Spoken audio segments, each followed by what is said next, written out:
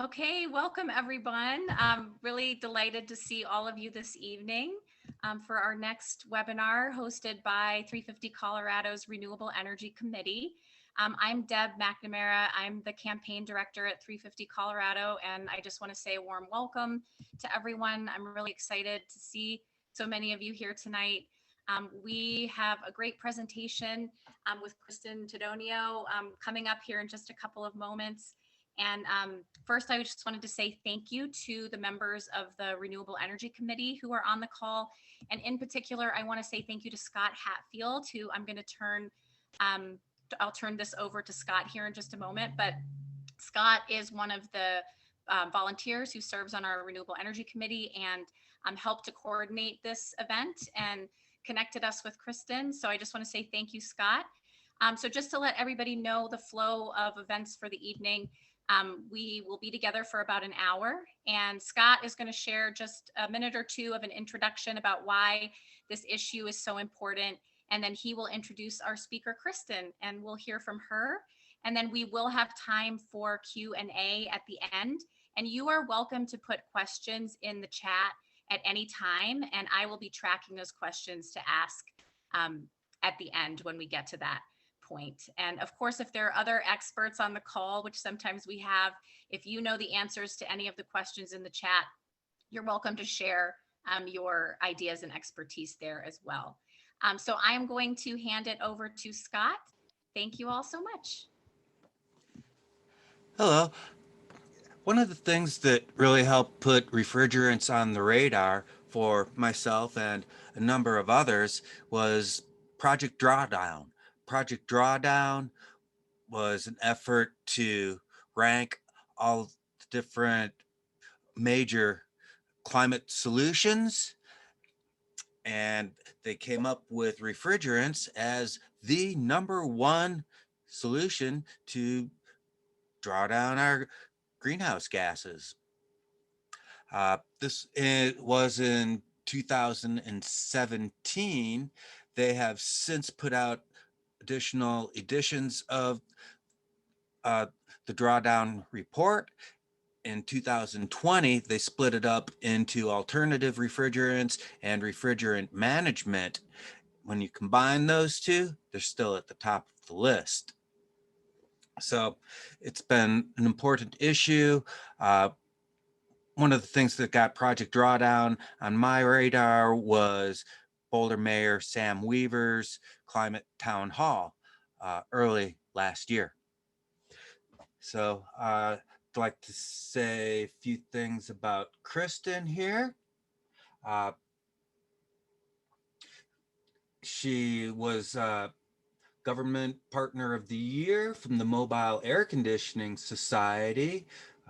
She worked on automotive air conditioning for some time, Society of Automotive Engineers, and then later she worked for EPA and managed the Energy Star Appliance program and helped create the Energy Star Most Efficient and Emerging Technology Award program to accelerate the introduction and adoption of highly efficient appliances. In 2011, President Obama launched the Better Buildings Initiative to improve the efficiency of the nation's building, and Kristen was invited to join the Department of Energy team working to make the program a success. And from 2011 to 2015, she served as the team lead for commercial building technology deployment in the Office of Energy Efficiency and Renewable Energy. I was able to come in contact with Kristen through the Sustainable Purchasing Leadership Council, which is a great resource. They don't just look at things like packaging, although that's certainly a part of environmentally preferred purchasing. They really dig into a lot of the tougher issues, especially in terms of sustainability and circular economy. Things like e-waste and refrigerants, for example. And with that, I'd like to hand it over to Kristen. Hey, thanks so much, Scott, and thanks everybody for joining. We're going to have a little fun tonight talking about refrigerants and energy efficiency, and how we're all going to be living in home of the future very shortly that use energy efficient heat pumps, hopefully, with climate friendly refrigerants. So just a little bit more about me. I work for a nonprofit called the Institute for Governance and Sustainable Development, IGSD for short.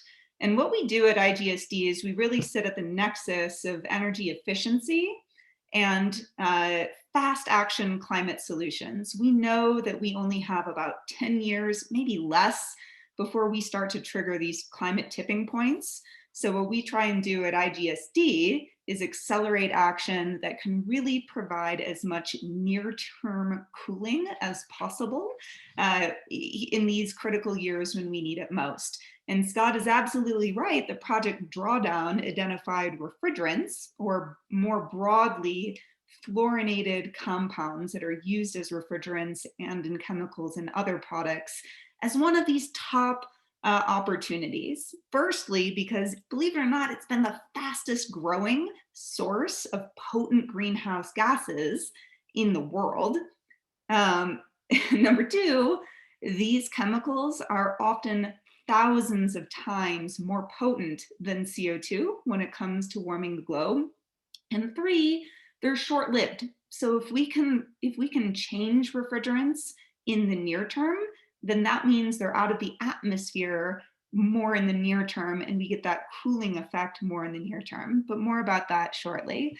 So today we're going to talk about keeping cool without warming the planet, air conditioning refrigerants, and heat pumps that don't heat the globe. And I want to give a special shout out to my collaborators, the Sustainable Purchasing Leadership Council, and Dr. Stephen Anderson, who's our Director of Research at IGSD. I'll try and keep the acronyms to a minimum. All right, so today we're going to go over why you should demand high efficiency and climate friendly alternatives to high global warming potential hydrofluorocarbons. That's a mouthful. We're going to say GWP for global warming potential and just HFC for hydrofluorocarbon going forward. We're going to talk about what products are available now that are both energy efficient and use climate friendly alternatives. And then we'll talk a little bit about where the gaps are and maybe what Role 350 or some of you could help in filling some of those and how you can help. All right, so first and foremost, why should the world be demanding, we all be demanding, high efficiency products and equipment that use climate friendly alternatives to these potent greenhouse gases? Well, climate friendly alternatives to HFCs, scientists have found can avoid up to 0.5 degree Celsius of warming this century. That's over 1 degree Fahrenheit. That was a Biden talking point. He's right about that. This is what in international treaty circles they've been talking about when they've been talking about a global treaty to phase down these chemicals. Scientists at the Lawrence Berkeley Lab have also said that if we combine strategies to switch to climate-friendly alternatives to these HFCs, we can potentially avoid another 0.5 degree Celsius of warming in the near term. Additionally, if you're not motivated by the environment like we all are, if you're a business listening to this presentation, well, you should know that increasingly state and national laws are mandating climate-friendly refrigerants. We're not waiting around anymore. States are starting to take the lead and say you can't use the high GWP stuff anymore. Colorado is with them. And there are many efficient, affordable options that are available now. So if you want to look a little bit more into the science, there's a link there. And I believe this presentation will be made available afterwards, so you can dive into it. All right, so most hydrofluorocarbons, or HFCs, have very short atmospheric lives. And they're hundreds to thousands of times more potent than CO2 when it comes to warming the atmosphere. So I'm going to unpack this graph for you a little bit. This is a graph that literally changed the world. It came from a 2009 scientific study authored by Velders and Company that was published in the National Academies of Science. And what it shows is that if we were not to stop the growth in these HFCs, this is how much HFC consumption would increase, and more importantly, the warming impact that would have on the world. So on the B side, left side of your screens, you can see the very rapid growth in this HFC consumption. That's primarily because in countries throughout the world, more and more people have access to refrigeration and air conditioning, which is a good thing, especially in a warming planet. But it's a bad thing if those air conditioning devices, those cooling devices, reinforce the warming that we're trying to stop. And even worse, because they have such a high potent impact, we know that that can very quickly escalate into unsustainable climate tipping points. So we want to avoid that. In some states, F-gas emissions, fluorinated gases, that includes HFCs, plus, believe it or not, there are still some old ozone depleting CFCs and HCFCs in old equipment still being leaked out. In some states, these are already a bigger climate polluter than the entire electricity system, especially if you look over a short-term time horizon. And the science suggests that we really should be looking at the 20-year global warming potentials when talking about these short-lived pollutants, because they typically last in the atmosphere about that long. So here's an example in California. Their electricity in their 2018 state greenhouse gas emissions inventory accounted for about 60 million metric tons of CO2 equivalent. But the F-gas emissions in the state, when using those 20-year global warming potentials, were already almost 70 million metric tons. So this is a huge source. And as we in Colorado and throughout the country start to decarbonize the electricity sector, we're increasingly going to see the F-gas emissions, these HFCs and others, contributing a larger and larger share to greenhouse gases unless we do something now. Spoiler alert, we are starting to do things now.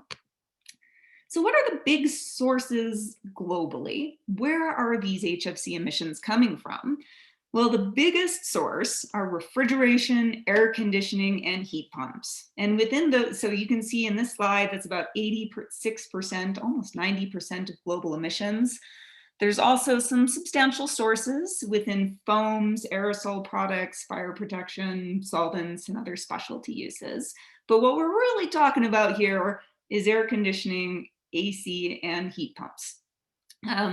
Breaking that sector down a little bit further, vehicles, your vehicle contains air conditioning. That air conditioning uses a lot of refrigerant.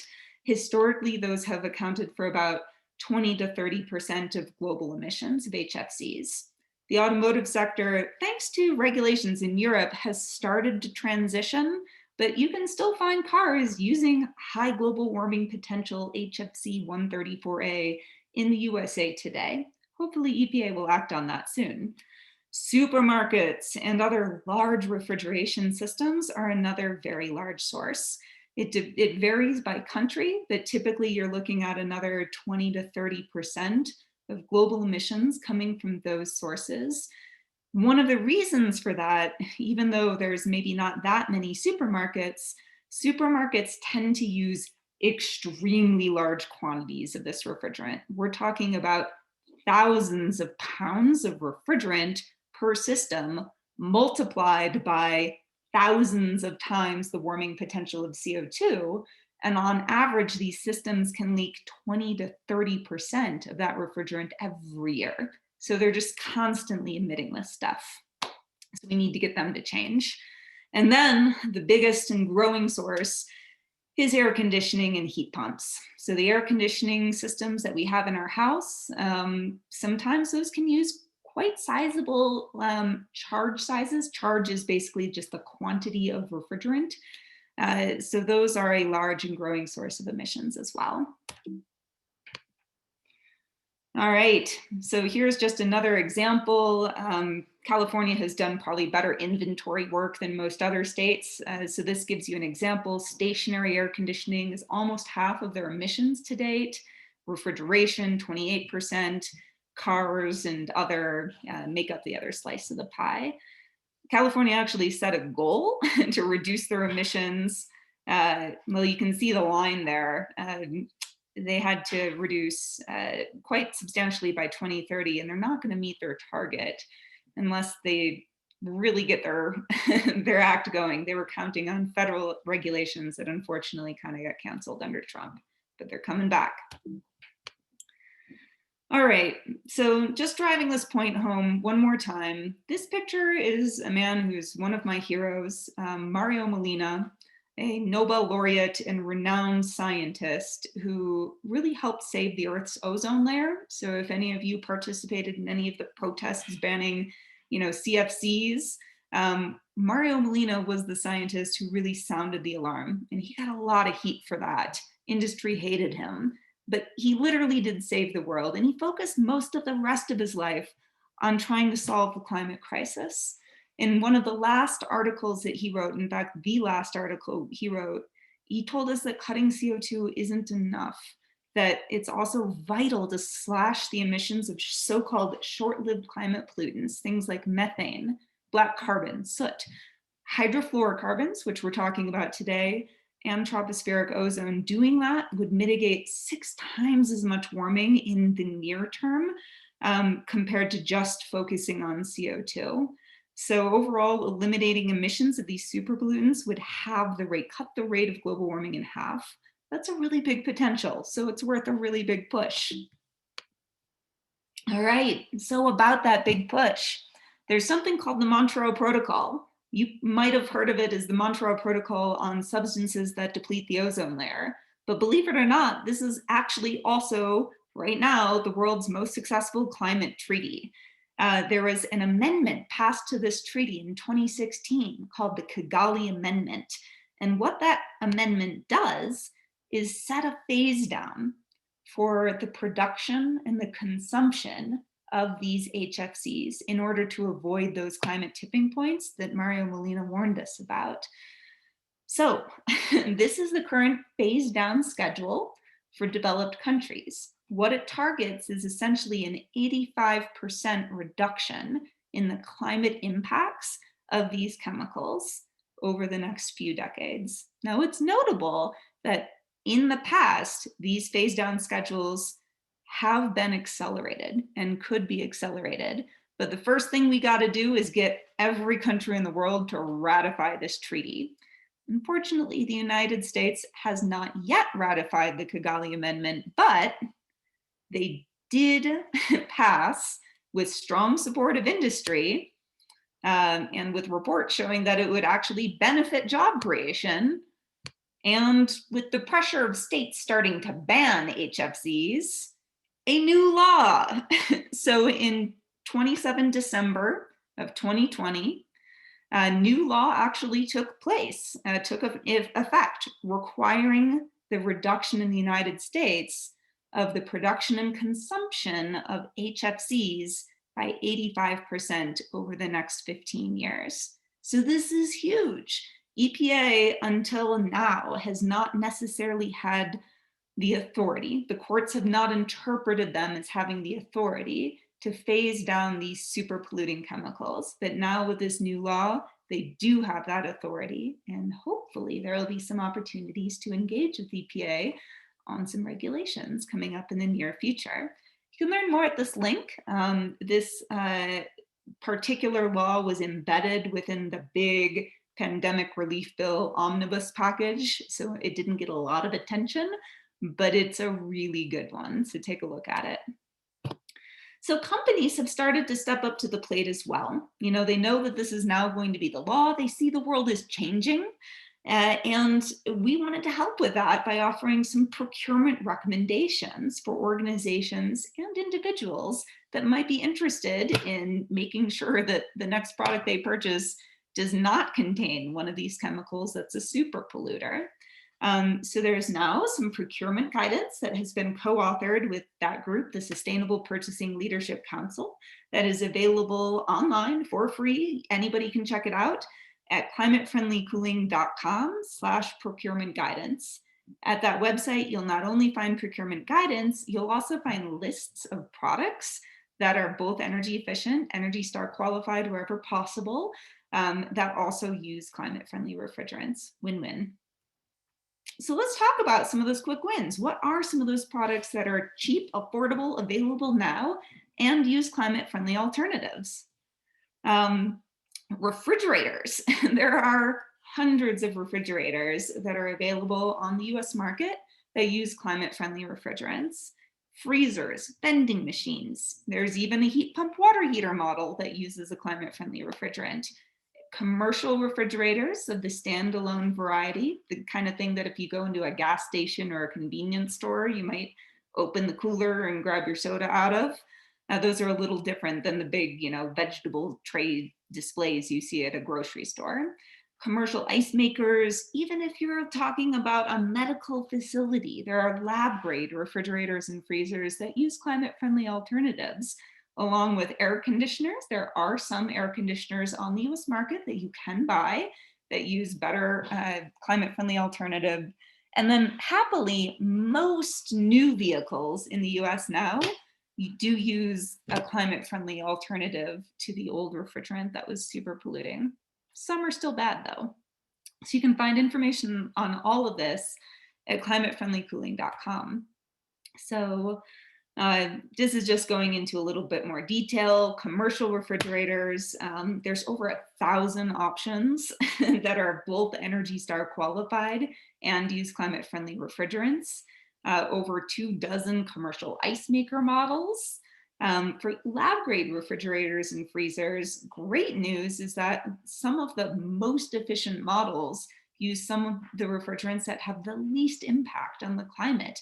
And this includes ultra low temperature medical grade refrigerators and freezers. So the vaccine distribution, you might have heard a lot about some of the COVID vaccines require ultra low temperature freezers. You can buy those if you are, a medical facility and make sure that it's not only energy efficient, but it also helps the climate by using a refrigerant that's better. So many more product types. If you're interested, I encourage you to check it out. If you're in the market for a refrigerator for your own home or you're looking to replace one, check out the list. You might find that there's some pretty good alternatives there. So let's talk about the larger equipment, because the larger equipment tends to have more of these chemicals. So what are the options that are available right now? When in a lot of very large buildings or community facilities, they're often cooled by these things called chillers. It's basically a big machine that either cools a liquid, sometimes water, circulates it through piping in the building, and that provides your building's cooling. Turns out that there are a bunch of alternatives that have been listed as environmentally acceptable by the EPA. The EPA has this program called the Significant New Alternative Policy, or SNAP program. And whenever a company wants to use a new type of refrigerant, after the whole ozone depleting refrigerant debacle, Congress passes law and they're like, EPA, we want you to check on that first and just make sure that refrigerants or substitutes are not more dangerous to environment or human health. We want you to review them for safety. So that's what this program does. And it lists as either acceptable or unacceptable some of the alternatives that industry is proposing to use. So as you can see here, there's over 10 alternatives that these large chillers used for large buildings can use that don't harm the climate. That's great. In supermarkets, another large source of emissions, there's fewer alternatives, but there's still some good ones, including for new stores and for store retrofits. So the baseline that I'm comparing this to on the bottom, a lot of stores, a lot of grocery stores, including most in Colorado, still use refrigerants like refrigerant 404A. Refrigerant nomenclature is very numeric. Don't worry about it. But it has over 100 years a global warming potential of nearly 4,000 times the climate impact of CO2. It's really bad. And measured over a 20-year time scale, it can have a climate impact of more than 6,000 times that of CO2. And these stores leak a lot of this into the atmosphere every year. So, it'd be really great if more of our supermarkets either retrofitted their systems to use one of these refrigerants that has a lower climate impact, or even better, if they're doing a new store, to design a new store that uses a refrigerant that doesn't have this terrible climate impact. And EPA has already listed a number of acceptable alternatives that are much better for the climate, and more on the way. All right, here's where we get to the big need, the big need in Colorado. We need to have more climate-friendly refrigerant alternatives for central ACs. And since Colorado has fairly cold climate, especially up here in the mountains, I live in Fraser, Colorado, which competes for the nation's title of the coldest town in the United States. We need climate-friendly refrigerants that work in heat pumps for our environment. So many people have suggested that heat pumps may be the solution to decarbonizing heating. So many of us still rely on gas, natural gas, to heat our homes. And, the more we look into it, the more we find out about gas leakage, the more we find out about fracking, the worse gas is starting to look. It doesn't help to heat your home with electricity if that electricity is sourced from coal and gas, but we can solve that problem. We can move to renewables. And in fact, many of our utilities are on the way there. But if we're going to electrify heating, and if we're going to do that affordably, heat pumps are probably going to play a central role. I'll show you an example of a heat pump. I've got one on the wall over here. That is a mini split air source heat pump. Unfortunately, it uses R410A, but a very small charge size of it. Okay, so R410A has a global warming potential of about 2,000 over 100 years, almost 4,000 if you're talking the 20-year time frame. So this is a problem. How do we solve it? A single 10-pound charge of R410A, if you're not using one of those mini splits, if you have like a central system, that can have the same global warming potential over 20 years as 40,000 pounds of CO2. Worse, Colorado, even though we've signed on to the Climate Alliance, even though we've passed some regulations requiring the phase out or elimination of these high global warming potential refrigerants in certain end uses, we haven't really required that for air conditioning or heat pumps yet. And a lot of you know that Colorado has a very distributed system when it comes to building codes. A lot of states have like one statewide building code or energy efficiency code. In Colorado, it's kind of all over the map. It's every city kind of for themselves. That started to change last year when we got, the legislature to pass a code saying, okay, you got to at least be on one of the last 3 energy efficiency codes. So that's starting to kind of move Colorado in the right direction. But because of this very distributed nature of building codes, that means it's going to be really hard to introduce climate-friendly refrigerants into Colorado unless there's a legislative fix. So other states are starting to say, okay, anything that's been reviewed and listed as acceptable by the EPA, you can sell in the state. If something like that were to happen in Colorado, then this problem goes away. But until then, there's going to be a lot of groundwork working with local building code officials to update to some of the more modern codes that cite ASHRAE or Underwriter Lab or EPA standards that allow for some of these new refrigerants. So climate-friendly alternatives desperately needed if we are to decarbonize heating and cooling in Colorado. But the good news is there's hope on the way. In Europe and Japan, the most efficient heat pump units on the market use R32, which has like half the global warming potential of R410A. Chemical companies are coming out with new refrigerants that promise even more efficiency and lower climate impacts. And in the USA, if you're buying like a window air conditioner, you can use a climate-friendly alternative. In fact, all of the Energy Star most efficient designated window units, if you have a window AC, they all use R32 because it's a very efficient refrigerant as well as being better for the climate. And in June of 2020, so last year, EPA proposed listing that refrigerant and some other climate-friendly alternatives as acceptable in larger air conditioning and heat pump equipment as well. So right now you can use the climate-friendly stuff in the little units, But if you're looking at the larger units, we're going to have to wait for this rulemaking to actually be finalized. And then we're going to start seeing a lot more products available on the US market. So it's exciting times. Stay tuned or get involved. So quick recap. Phasing down high global warming potential hydrofluorocarbons will help the world avoid up to 0.5 degrees C of warming this century if governments act fast, if we get more governments to ratify the Kigali Amendment to the Montreal Protocol. Improving energy efficiency of cooling devices alongside that can help avoid another 0.5 degrees C. Industry and environmental groups agree that phasing down these highly potent HFCs makes good business sense, as well as being good for the environment. There's many alternatives that are climate friendly that are available right now. And more R&D and state efficiency programs can really help make sure that alternatives get deployed, get actually utilized out there in the market. So state governments have played a huge and important role over the 2016 to 2020 period in the absence of federal leadership, although that's now starting to change. I gave this presentation in New York, so I said, thanks, New York, but I should also be saying thank you, Colorado, because Colorado is actually instrumental in underscoring and getting some of these first HFC regulations on the books. And you have an important role to play.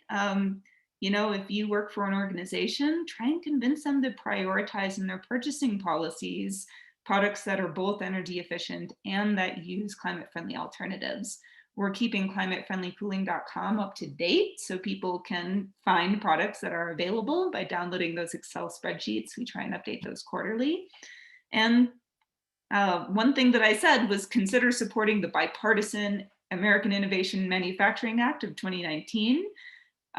Which happily has already passed, but another thing that's going to be key is that Biden is going to be submitting to the Senate for ratification a proposal that the US ratify the Kigali Amendment.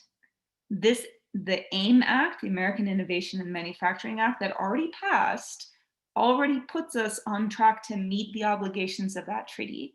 But from an international perspective, it's going to be so helpful to have the US formally a part of that treaty. We rejoin Paris, we should ratify the Kigali Amendment. And I think Senate bipartisan support is there, but the more that we can ask our senators to make sure they prioritize joining the Kigali Amendment, the faster we get China and we get India to sign on and actually fix this problem worldwide. So with that, thank you very much. Happy to take questions, or let's have a good discussion. Thank you so much, Kristen, and thanks everybody for all of the questions in the chat. I've been compiling a list of questions, so I'll start with some of those that I've received. And I also wanted folks to know I received about 8 or so questions via email too, so I'll be weaving those in as well. And I just wanted to let everyone know, because we're always looking for ways to take action at 350 Colorado, Scott created an advocacy letter that's focused on legislators. And I'm going to put the link to that in the chat again. I did just a little bit ago, but one quick thing you can do right away as you've been receiving this information is to send a letter to your legislators here in Colorado and ask them to take action on this issue. So I think that's a first step that we can do as a group. And then I know there's some discussion in the chat about calling on supermarkets to make change. So I think that's another place where we can go too. And Scott, thanks for the link that you put in the chat about that. So I'll go ahead and start with the first question. And this is from David. Oh, and actually, David, I think I answered this one from you just about working together to get this information in front of our state and federal legislators and to members of our community. So I think a first step is this advocacy letter that I'll link in just a moment. And then I guess, Kristen, I'd like to hear from you. Is there anything else that you think we should be doing to raise the awareness? Yeah, I think it'd be really important to key in and focus on some of the legislators that have really been champions of electrification, beneficial electrification, and fuel switching measures, so heat pumps.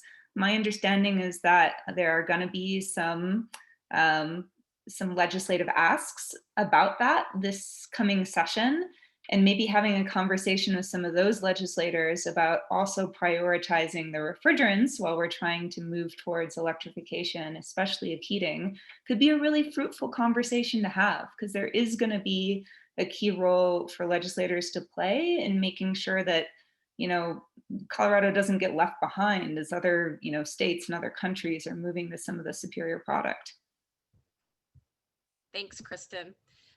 This is a question from Betty. How can a homeowner find out what kind of refrigerant is being used in their systems and how to get that changed if it's the wrong one? So unfortunately, I don't recommend changing refrigerant in existing systems, because refrigerants really should be, the technology that uses refrigerants is designed around that refrigerant. So like, for example, you can find out what refrigerant your refrigerator uses if you just open the door. There's typically a little label and it will have like the refrigerant listed on that label. You're likely to see it be one of two refrigerant types. It'll either be HFC or R134A. That has a global warming potential over 20 years of about 3,900. So it is pretty potent. But the good news is most of that refrigerant doesn't get leaked out until that product is recycled. So one of the most important things that we as individuals can do is make sure that when we are switching to a new product or upgrading our appliances, that we are really careful about what happens with those old appliances.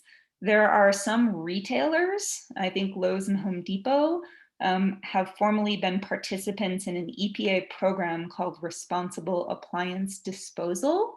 And retailers that participate in that program assure that when they take your old appliance away, that it's going to a recycling facility that not only recycles the metals and components, but also captures that refrigerant and makes sure that it's recycled or destroyed. So great question. For your air conditioner, chances are it uses a refrigerant called R410A that is basically the standard in the United States for central AC systems. It is also a very high global warming potential. It's interesting, it is the law that when your system gets repaired or changed, your technician is supposed to come with equipment to recover and capture that refrigerant. That almost never happens in practice.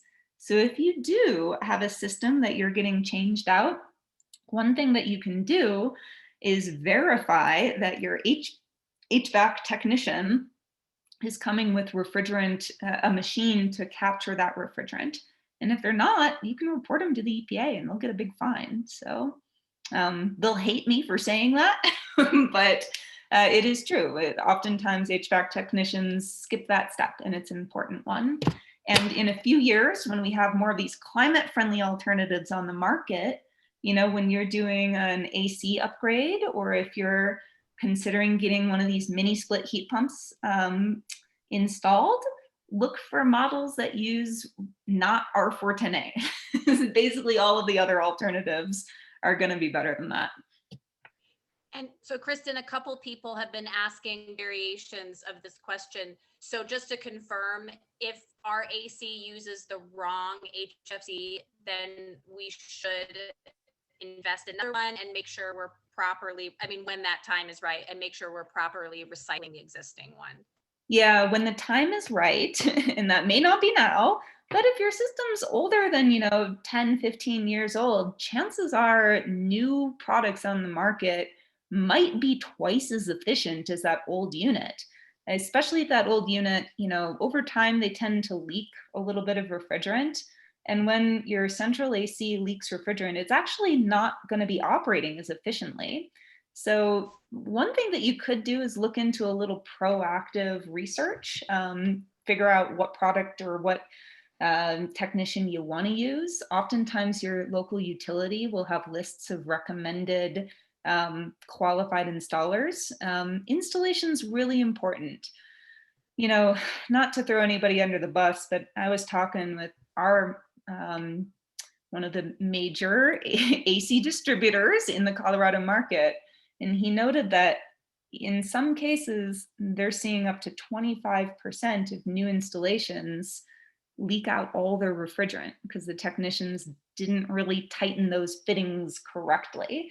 So by going with a HVAC company that is, certified, that is maybe recommended by your utility, they often vet them, you may find that you get not only a better quality installation, but better efficiency over the product's lifetime and less likelihood that you're going to see refrigerant leaking out when it shouldn't be.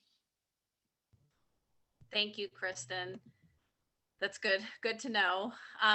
Another person said, my family is looking at replacing our water heater with a tankless water heater.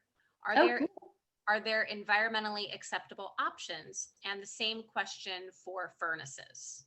Yeah, so those are often called demand water heaters. Demand water heaters are available in both electric and gas.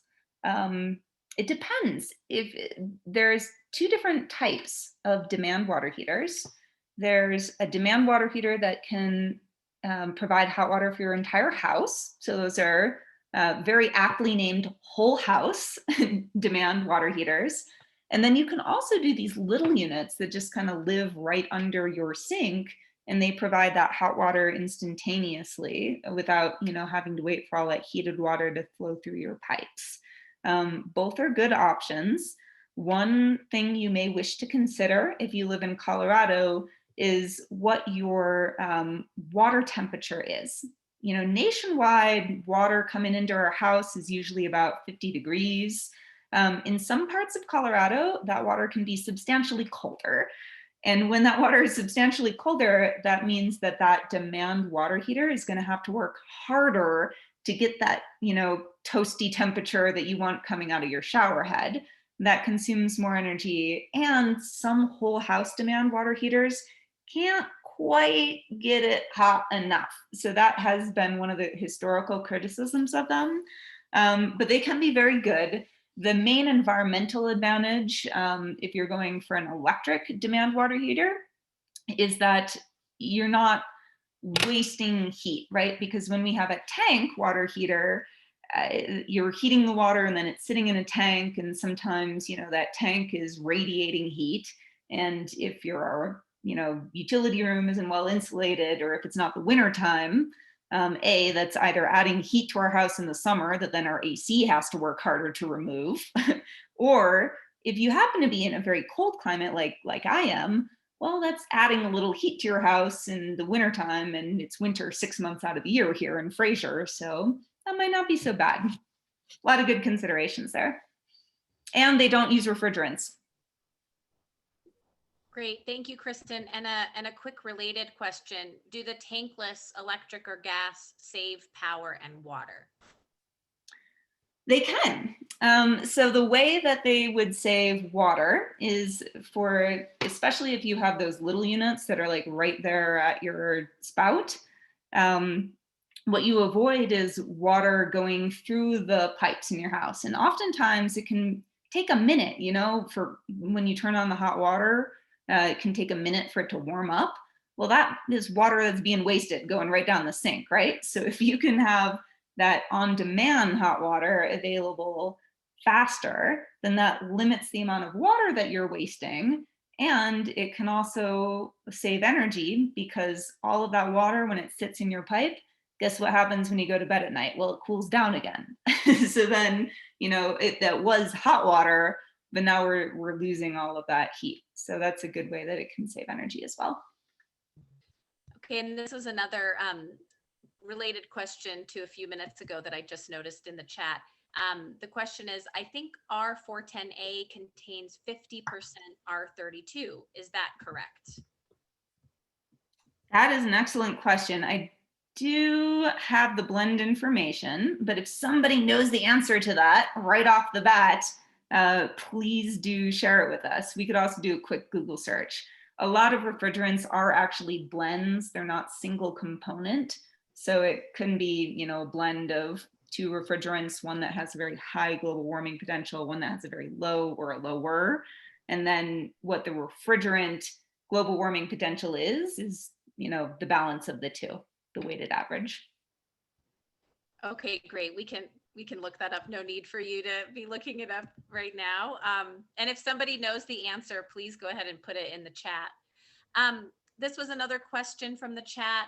Is the Green Building Ordinance actually being enforced in Denver? And does it also cover buildings outside Denver? Scott did answer a little bit in the chat, but Kristen, is there anything else anything you'd like? I do not live in Denver, so I do not know, but if anybody here does, I would love to know the answer to that question. Okay, great. So same, if anyone on the Zoom has a sense of that, go ahead and respond in the chat. I just thought I'd ask in case you had a sense, Kristen. Okay, Kristen, I'm going to some of the questions from the emails that I got earlier today. And I had a couple of people email me about swamp coolers. How to swamp, and for that is not the politically correct term. So it's fine. We know what you're talking about. Yeah, so that's how it was phrased in my email. And so are they recommended, and do you have any suggestions for this group in a climate like ours in Colorado, where we have in some cases milder temperatures and low humidity, swamp coolers can work great. I'm not going to get into the mechanics of how they work. If you're interested, you could Google swamp cooler and find out. The historical criticism of swamp coolers has been in places that it's more humid. They're less efficient because they rely on that evaporative cooling. So like when you get a little water on your skin and then, like after a shower and your skin feels cold, that's, the water evaporating off of your skin, and that's what makes you feel colder. Same general principle applied through mechanics can get you evaporative cooling. And that works quite well when you don't have like 90% humidity in a place like Atlanta. It might not work so well. There's been a lot of innovation in these types of cooling technologies. There's also Desiccant Cooling. NREL is doing some really interesting research. I'm not plugging for a company, but there is a Colorado-based company called Coolerado that also uses some of the same principles to get very high energy efficiency with minimal refrigerant emissions and use too. Great, thank you so much for that info. Okay, again, going back to the emails that I received today, the Energy Smart website says one of the reasons to get an air source heat pump is it will clean and dehumidify your indoor air. How does an air source heat pump clean and dehumidify your indoor air? Yeah, great question. So an air source heat pump is basically it's an air conditioner in reverse. It's taking cold air and warming it by, well, in the summertime, you want to cool, so it's operating in AC mode. In the wintertime, the cycle is reversed and it's actually heating your home and then dumping colder air outside, which seems odd because in the wintertime, the outside air is cold. But believe it or not, with the innovations in some of these cold climate air source heat pumps, they can dump cold air into cold outdoor air down to -14 degrees. So amazing progress with some of these air source heat pumps.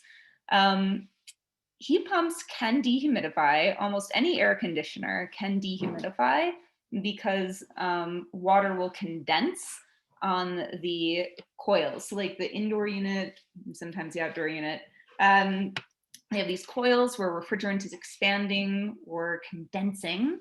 When you expand the gas, it cools. And if there's humidity in the air, that humidity wants to condense on a cold surface. That's why when our windows are cold in the wintertime, we sometimes see, our windows fogging up. So that's how like the dehumidification effect can work. By the way, heat pump water heaters can also help dehumidify your indoor air a little bit. And then there's usually a condensate drain where that condensed water gets removed from the home. So it's not just like dripping. Cleaning the air is oftentimes just through a filter. So public service announcement, even if you don't have an air source heat pump, you probably have some kind of ventilation or heating or air conditioning system. Change your filter. By changing your filter, you'll not only make your indoor air quality better, possibly reduce COVID transmission, but it also, by changing those frequently, helps your AC operate more energy efficiently as well. Great, thank you for that reminder. Kristen, can you repeat the name of the, I know you weren't doing a commercial for a company, but was it Cooler Auto? Is that Cooler, like Colorado, but Cooler Auto? Oh, Cooler Auto.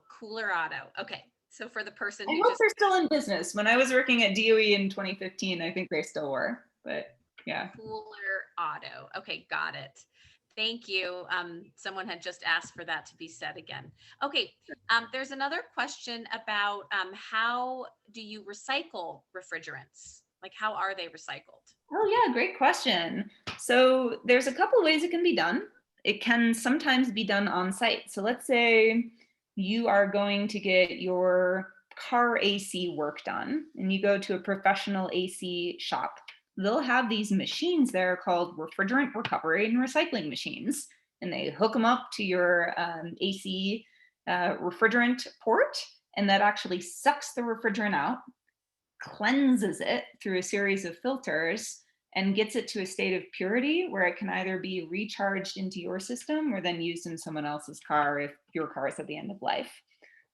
So definitely look for a professional AC shop that has a refrigerant recovery and recycling machine. It is law that they need to be used. If someone's coming to service your house, say your house air conditioner, for some reason you're changing it out and they're flushing the system and then adding new refrigerant lines, there are portable devices that AC techs can use to collect refrigerant. My understanding, and if anyone here is an HVAC tech, feel free to correct me if I'm wrong, is that oftentimes that collected refrigerant is brought to a central location where it then can be reclaimed or recycled, brought back to original purity standards, or in some cases, especially in the cases of ozone depleting substances, there's actually a market where you can get paid to destroy that. So another interesting side hustle opportunity, if anyone is interested in just perusing Craigslist and finding old cans of CFCs that are offered for sale, you can actually make a pretty penny by collecting and selling that to companies that destroy that for carbon credits. So hope that answers. Wow, thank you. No, yeah, and thank you for the additional tips too. Thanks, Yeah. Kristen. So I know we just have about 5 or 6 minutes left before the hour. I do have a couple more questions, so if you don't mind, we'll keep going and hope to get through all of them. So somebody wrote in the chat that a quick search located Eco32 that says it is designed to replace R410A and R32 in most stationary residential and commercial air conditioning systems. Are you familiar with this product, and does that mean that it can be used in existing appliances? I am not familiar with Eco32. I don't know whether it is R32 or if it is something different, but I do need to put out a warning there. And I'm not saying anything about this company. I'm not familiar with it. It could be a great product, but so I had a lot of experience earlier in my career in automotive air conditioning systems. And unfortunately, there was a lot of unscrupulous product out there on the market that was labeled as, instead of HFC 134A, it would be labeled 134A. And instead of refrigerant, what it actually was either a cocktail of weird stuff, or in some cases, straight up hydrocarbons, which are never safe to use in a system that's not designed for it. And unfortunately, a lot of this product is still getting sold in the market. I would always defer to the manufacturer's specifications. Never introduce a new refrigerant or one that you're unsure what it actually is into a system that's not designed for it, that can void your warranty. And in some cases, like in the case of this unfortunate fake hydrocarbon stuff that was being sold for car air conditioners, it can hurt people. So we want to make sure that, you know, we're using either approved retrofits. You can go to the EPA Significant New Alternative Policy Program website and find what refrigerants are approved for new products and retrofits. If this product isn't listed there, I wouldn't use it. Great, thank you, Kristen. Let's see, there were a couple of questions that are kind of related about like, what are the plans globally to phase out and phase down HFCs? Same question for the US. What's the government's plan? Are there US House or Senate bills in the works that we should know of? And I know that you spoke to some of this in your presentation, that those questions came from an email, but is there anything else that you want this group to be aware So the of? big thing, so the Kigali Amendment to the Montreal Protocol, that is the international plan to get rid of these chemicals, or at least to phase them down to a reasonable amount where they're not, you know, creating impending harm. Right now, over 110 countries have ratified the Kigali Amendment. We have excellent momentum. The big countries that have not yet ratified the Kigali Amendment remain India, China, and the United States. So we need to get those three big countries to sign on and ratify this treaty. It looks like there's good progress on all three fronts. In Biden's plan for the first 100 days in office, he specifically called out sending the Kigali Amendment to the US Senate for ratification. Really hoping that that happens and that passes. John Kerry, who's been named as this international climate envoy, he's very familiar with the Kigali Amendment. He was actually one of the instrumental reasons that the 2016 treaty happened. So we're very hopeful that he keeps up the pressure internationally to get, you know, we'd love to see universal global ratification of the Kigali Amendment so that everyone has a plan for phasing these potent global warmers down. And then we'll accelerate it. But first, we got to get everybody on board. Great, thank you, Kristen. So I know we're just about at the hour. I have about 3 questions left, and I know, Kristen, you said you were able to stay for just a couple more minutes. So I invite anyone who would like to stay for about 5 more minutes. We'll go through these last couple of questions we haven't gotten to yet. And for everyone who needs to go, since it is the hour, I just want to say thanks for joining. And please feel free to be in touch with questions after this as well. Kristen has her email here up on the slide, and I will put my email in the chat as well. We're always happy to try to connect you with further info, and yeah, so please be in touch. So reach out to Deb. Deb is amazing. She's going to help make this happen.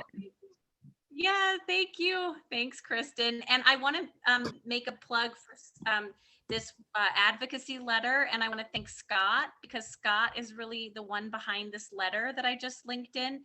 So if you do nothing else after tonight, please at least send this one-click letter. It's a really great way to just get this issue on the radar of our legislators. So I'll say that for folks before they leave, and then I'll move back to these other couple of questions. So thank you again, Kristen and Scott, for your work on this issue. And thanks everybody for being here. Okay, so let's see. Can you explain why hydrofluorocarbons trap and reflect heat at a greater magnitude than carbon dioxide? So HFCs affect the ozone layer, correct? Depending on the combination of elements, the effect